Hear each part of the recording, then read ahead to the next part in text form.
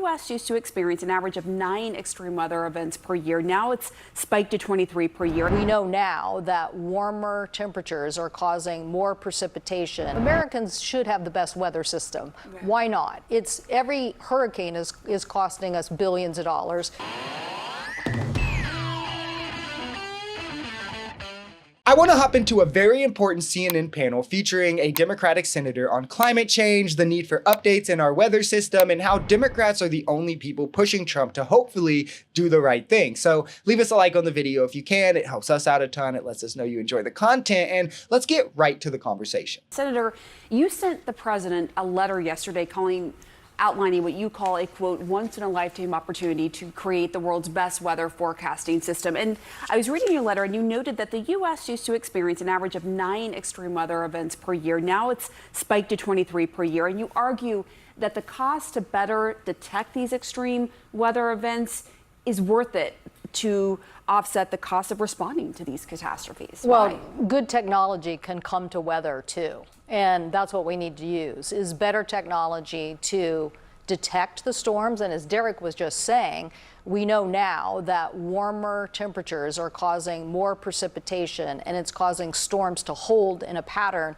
which means it's dropping an unbelievable amount of rainfall. This is why science is important, one of the most important things we have, and should always be kept separate from politics. It's sad because millions have fallen for the propaganda of big oil companies spending tons of money to make this political in hopes to keep up their record profits, where we've had the longest uphill battle to just establish that climate change is real, where plenty still deny that, but it at least is the majority opinion that climate change is real. Yet an even larger chunk past that don't understand the human contribution to climate change. I still get so many people will be like, well, yeah, climate change is real, but I don't know how much humans contribute to it or if we should care, when this is too pretty well observed, documented, and laid out in the data. People just don't care to do research. Like, in the scientific community, this is not a debate, which should tell us all that we need to know. It only becomes a debate in politics where money, big money, comes into play. That gives the game away. Warmer weather makes storms and other natural disasters have worse implications. Humans are causing the earth to get hotter and stay hotter longer. The effects of climate change have increased the occurrence of these disasters as well. It's beyond time to do something to stop unnecessary deaths. Why don't we want to be the most weather-ready nation we can? Why not know this information, likelihood of this storm effect earlier? And that is what our NOAA research lab is doing, is giving us that kind of modeling.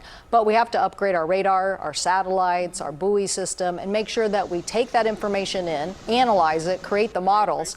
But their results already are showing you can give people hours and hours and hours of advance notice of this potential hazard instead of a few minutes. And the Trump administration says it is upgrading some of the systems. So what would you want to do that's different from what's already being done? Well, we definitely want them to make the upgrades. And we definitely think that we need to use more analysis. The European model, which you hear a lot about, uses more supercomputing time. So it analyzes and creates a more correct model. And in fact, we've had some East Coast storms that they better predicted than our own system. And this is what science is all about, creating models that have the ability to make falsifiable predictions and then updating the model based off those predictions, whether they come true or not. And this is, when it comes to something as pivotal to saving lives as weather and weather response, we should want tons of data, tons of research. We should want it consistently coming in to ensure that the model is as accurate as possible, which we've seen increasingly become the case. We've made great strides towards this, but as Trump now lays off staffers, pulls funding from these agencies, defunds other climate and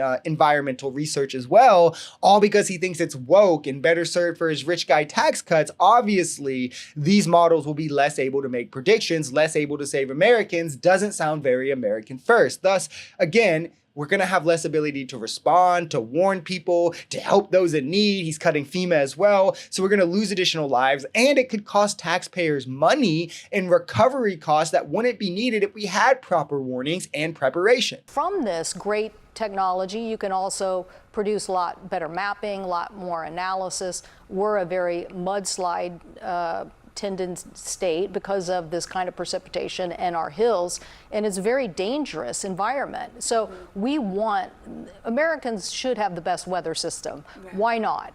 Every hurricane is costing us billions of dollars, so why not prevent some of this? And let me just follow up with you, because you've also been outspoken about the potential impact of cutting funding to public broadcasting and the impact that could have on the emergency alerts. We were just talking about, creating more searing alerts. What is your concern there moving forward? Well, if you have better information and you can give people, this Oklahoma lab is focused on tornadoes, but it was able to give people a pretty good idea of where tornadoes might come. So it wasn't 13 minutes of warning, it was hours of warning. As she puts it, because why not? We know this is a problem. We know it's becoming an increasingly bigger problem. We know that humans are causing it to be so, a more costly problem too, as we continue to only react and not be proactive. So it's obviously time to do something, not be pulling away the barriers that we do have, not to be pulling away the staffers and the funding we do have. And as these become deadlier, all the deaths should be directly on Trump and MAGA's hands, who called for these cuts because it would help their personal checkbooks, who told us that tax cuts for the wealthy were more important than a robust emergency warning system or climate research or the green energy incentives that Trump did away with. I mean, hey, he got tons of money from big oil executives, so we know who is really writing that policy for him and why it will never change.